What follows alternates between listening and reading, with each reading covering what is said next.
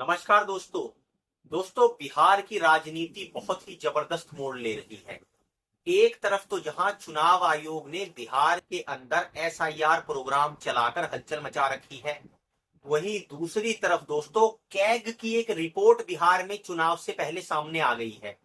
और दोस्तों ये जो जानकार बता रहे हैं कुछ कि जो एसआईआर जो ये प्रोग्राम चुनाव आयोग चला रहा है और जो ये कैग रिपोर्ट है, ये नीतीश कुमार को बिहार के चुनाव में विपक्ष से ज्यादा नुकसान पहुंचा सकती है। जी हाँ, एसआईआर प्रोग्राम जो है उससे ये समझ लीजिए आप, जो जानकार हैं वो ये आशंका जाहिर कर रहे हैं कि विपक्ष से ज्यादा नीतीश कुमार को नुकसान हो सकता है। कैसे हो सकता है दोस्तों, ये हम वीडियो में पूरी चर्चा करेंगे विस्तार से। हमारे वीडियो को लाइक और सब्सक्राइब जरूर कर लीजिए दोस्तों। अब हम दोस्तों बात करते हैं पहले एसआईआर प्रोग्राम के बारे में कि एसआईआर प्रोग्राम, क्योंकि जो चुनाव आयोग है वो जिस तरह से फॉर्म भर रहा है, जल्दबाजी में कागज ले रहा है, और उसी के साथ साथ आप देखिए कि सरकार जो केंद्र की है, मोदी सरकार, वो उस पर बिल्कुल एक तरह से चुनाव आयोग का पक्ष लेकर बैठी हुई है। सवाल विपक्ष पूछता है चुनाव आयोग से, जस्टिफिकेशन आता है मोदी सरकार से। अब यहां पर कुछ एक्सपर्ट्स ये आशंका जता रहे हैं दोस्तों कि ये जो भी खेला हो रहा है बिहार के अंदर वोटर लिस्ट में, उसका कोई ज्यादा लाभ नीतीश कुमार को तो नहीं मिलने वाला है, और नीतीश कुमार के साथ कहीं वो खेला ना हो जाए जो महाराष्ट्र में शिंदे के साथ हुआ था। क्योंकि दोस्तों जैसे ही कैग की रिपोर्ट सामने आई है चुनाव से पहले, तो ये आशंका भी जताई जा रही है कि कहीं ना कहीं नीतीश कुमार की सरकार को बिहार में घेरने के लिए ये पैंतरा अपनाया गया है बीजेपी की तरफ से। क्योंकि अब दोस्तों चुनाव बिल्कुल पास में है और नीतीश कुमार की सरकार में जिस तरह से आपराधिक घटनाएं हो रही हैं, हत्याएं हो रही हैं, उसके साथ साथ एक और बम फूट गया है कैग रिपोर्ट का। अब ये कैग रिपोर्ट में क्या है आप इसको समझिए। ये दोस्तों कोई छोटा मोटा इसके अंदर घोटाला नहीं है। यहां पर बात हो रही है लगभग 70,000 करोड़ रुपए की, जिसका हिसाब किताब बिहार में जो है सरकार वो कैग को नहीं दे पाई है।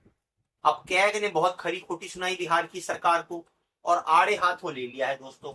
अब ये मामला क्या है ये समझिए। बिहार के अंदर जितनी भी विभिन्न योजनाएं और परियोजनाएं हैं, उनके लिए ये धन आवंटित हुआ था। अब ये उनके लिए आवंटित अगर धन ये हुआ है, तो दोस्तों इसमें जो है इस पैसे को खर्च करना है जनता के भले के लिए, अलग अलग योजनाओं में, परियोजनाओं में, ताकि विकास कार्य हो सके, जनता को उसका बेनिफिट मिल सके। अब हुआ इसमें कहानी क्या है कि एक उपयोगिता प्रमाण पत्र लेना पड़ता है पैसे को खर्च करने के बाद। इसको ऐसे समझ लीजिए कि सरकार ने बोला भैया आपको 100 रुपया खर्च करना है। अब 100 रुपया खर्च करके उसकी पर्ची तो आप लोगे ना रसीद की कि भैया कहाँ खर्च करा। तो यहां पर ये जो उपयोगिता प्रमाण पत्र है ये जमा कराना था 31 मार्च 2024 तक। ये महालेखाकार को जमा करा देना था दोस्तों, इसका हिसाब किताब देना था। अब समस्या ये हो गई है कि 31 मार्च 2024 तक ये जो उपयोगिता प्रमाण पत्र हैं ये दोस्तों लिए ही नहीं गए।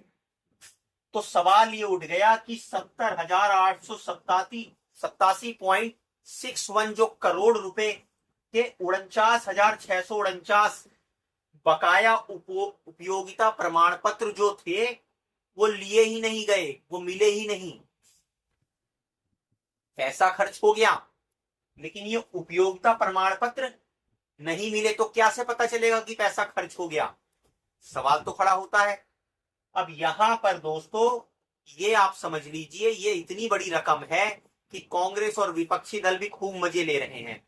वो कह रहे हैं भैया कि तकरीबन जो है 1,00,000-1,15,00,000 रुपए प्रधानमंत्री आवास योजना में गरीबों को मकान बनाने के लिए दिए जाते थे, और अगर इतना पैसा हम देख लें तो 60 लाख गरीबों के मकान बन सकते थे इसमें, इस पैसे से, और कई सारी विकास की परियोजनाएं पूरी की जा सकती थी। ये पैसा कहां गया? और घोटाला कहकर नीतीश कुमार के सर पर अब ढोलक बजनी शुरू हो गई है दोस्तों। अब यहां पर आप ये समझिए, ये ऐसा पैंतरा है दोस्तों, इसमें नीतीश कुमार फंसते नजर आ रहे हैं। क्योंकि कैग की रिपोर्ट आप ये समझ लीजिए, जो जानकार हैं वो कहते हैं भैया कि जितनी भी सरकारी एजेंसी हैं वो कहीं ना कहीं अगर इस तरह की रिपोर्ट लाती हैं तो सवाल तो खड़े होंगे, क्योंकि केंद्र सरकार आप देख लीजिए इस समय ऐसी मजबूत है, विपक्ष आरोप लगाता है सारे संस्थानों के ऊपर केंद्र सरकार ने अपना कब्जा कर रखा है। तो भैया सवाल होता है, जब केंद्र सरकार का कब्जा है, केंद्र सरकार के कंट्रोल में है, तो अपनी सहयोगी एनडीए की पार्टी के खिलाफ कैग की रिपोर्ट कैसे आ जाने दी उसने?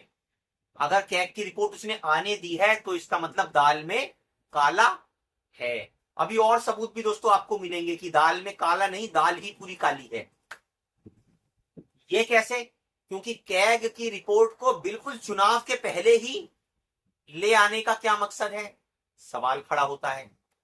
क्या कैग की रिपोर्ट को चुनाव को ध्यान में रखकर ही पहले पेश करवाया गया है? एक तरफ तो जहां नीतीश कुमार वैसे ही कानून व्यवस्था को लेकर घिर रखे हैं, एसआईआर प्रोग्राम को लेकर घिर रखे हैं, वहां दूसरा जो है कैग रिपोर्ट का ये हमला हो गया। अब इसी में दोस्तों कहते हैं कि सोने पर सुहागा कर दिया है चिराग पासवान ने। उन्होंने आकर बिल्कुल खुल्लम खुल्ला बयान दे दिया है कि भैया मुझे तो दुख होता है कि ऐसी सरकार का मैं समर्थन कर रहा हूं, यहाँ इतने अपराध हो रहे हैं, इतनी हत्याएं हो रही हैं, सरकार क्या कर रही है, बिल्कुल ऐसे में लगता है मौन बनकर बैठी हुई है। अब चिराग पासवान अगर कोई बात कह रहे हैं तो भैया चिराग पासवान तो मोदी जी के और शाह जी के हनुमान हैं। बगैर उनके इशारे के चिराग पासवान ऐसा कैसे कह सकते हैं, ये आप अंदाजा लगा लीजिए। तो कहने का मतलब ये है, अब चारों तरफ से बिसात बिठाई जा रही है बिहार चुनाव से पहले नीतीश कुमार और जदयू को घेरने की। अब जेडीयू के यहां पर एक पेंच और फंसा हुआ है। ये जो 12 सांसद हैं जिन्होंने मोदी सरकार को बहुमत दे रखा है, अब अगर मान लीजिए कि ये थोड़ा सा कुछ उथल पुथल होती है बिहार चुनाव में और कहीं ना कहीं नीतीश कुमार की हालत सिंदे वाली होने लगती है, तो फिर ये 12 जो सांसद हैं इनका भैया खतरा हो जाएगा कि ये समर्थन वापस लेंगे तो कहीं मोदी सरकार ना डगमगाने लग जाए। तो जानकार ऐसा बताते हैं कि भैया जब राज्य सरकार के चुनाव के लिए वहां पर शिवसेना के टुकड़े करवाए जा सकते हैं, तो भैया केंद्र सरकार के लिए ये जदयू के 12 सांसदों को तोड़ लेना कौन सी बड़ी बात है। तो दोस्तों आने वाले समय में बिहार के चुनाव में बड़ा ही आप देखिए चटपटा कार्यक्रम आपको देखने को मिलेगा। एक तरफ तो जहां राज्य की खींचातानी चुनावों की और राज्य को जीतने के लिए बीजेपी, जदयू, आरजेडी, कांग्रेस सारे कूदेंगे, वहीं अगर बिहार का समीकरण बिगड़ा तो केंद्र सरकार का समीकरण भी बिगड़ सकता है। लेकिन जानकार बोलते हैं कि भैया मोदी और शाह की जोड़ी इतनी नासमझ नहीं है, वो एक्स्ट्रा ऑर्डिनरी समझदार है, वो 2 कदम आगे का सोचकर चल रही होगी। तो ये जो 12 सांसद हैं इनकी चिंता मत करिए, वो पहले से ही उसका इंतजाम कर लिया जाएगा। अब इस बातों में कितनी सच्चाई है ये तो दोस्तों आने वाला समय ही बताएगा। आप कमेंट कर हमारी इस वीडियो पर अपनी राय जरूर रखिए। धन्यवाद।